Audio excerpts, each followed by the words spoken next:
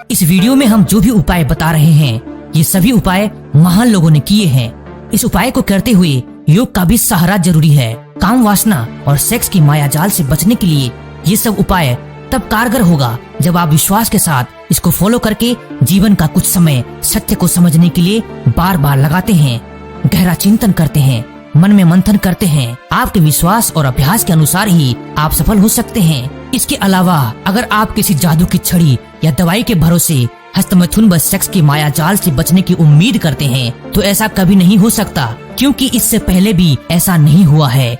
इस वीडियो को देखने के बाद आपके मन की काम वासना और सेक्स विचार 50% कम हो जाएगा। बाकी के 50% कम करने के लिए आपका पुरुषार्थ बेहद जरूरी है। आइए हम आपको सफर कराते हैं उस दुनिया में जहां से आने के बाद आपकी इस कूड़ेदान शरीर के प्रति आकर्षण कम हो जाएगा। वीडियो अंत तक देखें। हम सबको सुधारने के लिए, सही रास्ते लगाने के लिए प्रकृति में बहुत अच्छी व्यवस्था है, जिसको समझने के बाद, जिसका फायदा उठाने के बाद आपके जीवन में हस्तमैथुन और संभोग की माया जाल का असर बहुत कम हो जाएगा। इन सब चीजों के प्रति इंसान का ध्यान नहीं जाना और उसको महत्व नहीं देना ही वासना और बीमारी का कारण है। हस्तमैथुन की लत के जड़ में वासना बैठी रहती है। उसे निकालने के लिए सही वाइब्रेशन और एफर्मेशन का फायदा उठाएं। इस लाइन को याद रखें। मैंने शमशान में एक नरकंकाल को देखा जो कैंसर से मर गया था। हे देवी माता, मुझे बचाओ, मैं मंथन करना चाहता हूँ। दोस्तों, ये वीडियो इस लाइन पर आधारित है। वीडियो अंत तक देखें और अपनी कोई भी बुरी लत को छोड़ने के लिए भरपूर आत्मविश्वास पाएं।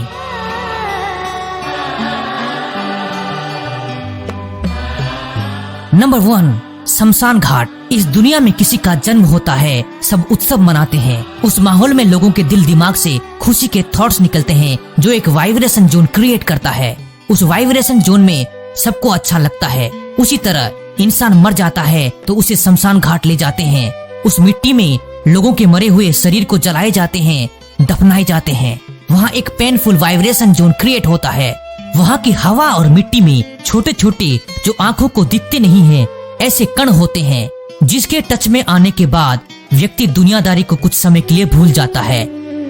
उसको सब कुछ सुनसान लगता है। शमशान में जो पार्टिकल्स होते हैं इंसान के अंदर शरीर के लिए जो आकर्षण है उस पर सीधा प्रहार करता है। देखा गया है कोई भी इंसान बिना जाने गलती से भी शमशान के आसपास जाता है तो उसे भी शमशान के पार्टिकल्स के कारण एक तरह का डिटैचमेंट का अनुभव होता है। जो व्यक्ति बहुत ज्यादा तामसिक या राजसिक है उसे कम होगा, पर जिसके जीवन में थोड़ी सच्चाई है उसे तुरंत कुछ अलग अनुभव होगा। इस अनुभव को डर समझना नहीं चाहिए। इस अनुभव को अगर आपने सही से काम में ले लिया तो आपकी वासना का जड़ हिलने में ज्यादा समय नहीं लगेगा। 2, कैंसर हॉस्पिटल। हस्तमैथुन और सेक्स की माया जाल का दूसरा कारण है एक भ्रम पैदा करने वाली सोच। वो सोच है मेरा शरीर कितना अच्छा है, हैंडसम है, खूबसूरत है, ये ऐसे ही रहेगा, इसको कभी कुछ भी नहीं होगा। इस शरीर के सारे अंग व बॉडी पार्ट्स मजे लेने के लिए ही है। बस यहीं से शुरू होती है माया जाल। जैसे जैसे समय बीतता है ये माया जाल मजबूत होती जाती है, रंग बिरंगे तस्वीरों में आपको बांध देती है।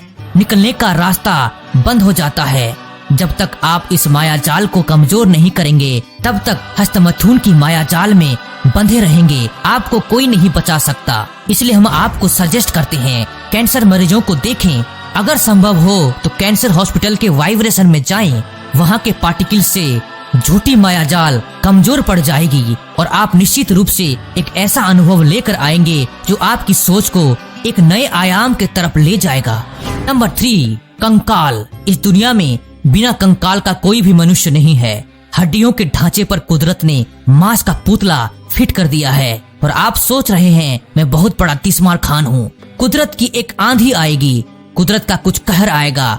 आपके कंकाल में, आपके अहंकार में रत्ती भर भी शक्ति नहीं है कि उसका सामना कर सके। उस मांस के पुतले को कंकाल में बदलने में ज्यादा समय नहीं लगेगा। इसलिए जब भी ऑपोजिट सेक्स को देखकर आकर्षण होता है तो ऐसा सोचें, एक कंकाल दूसरे कंकाल को देख रहा है, वाह क्या नजारा है। ऐसा सोचकर वहीं पर मुस्कुराएं और घर में आकर इस बात पर अकेले में खूब हंसे। इस अभ्यास से कुछ महीनों में आंखों के सामने जो माया जाल का पर्दा है वो हट जाएगा और आप एक बेहतरीन इंसान बनते जाएंगे।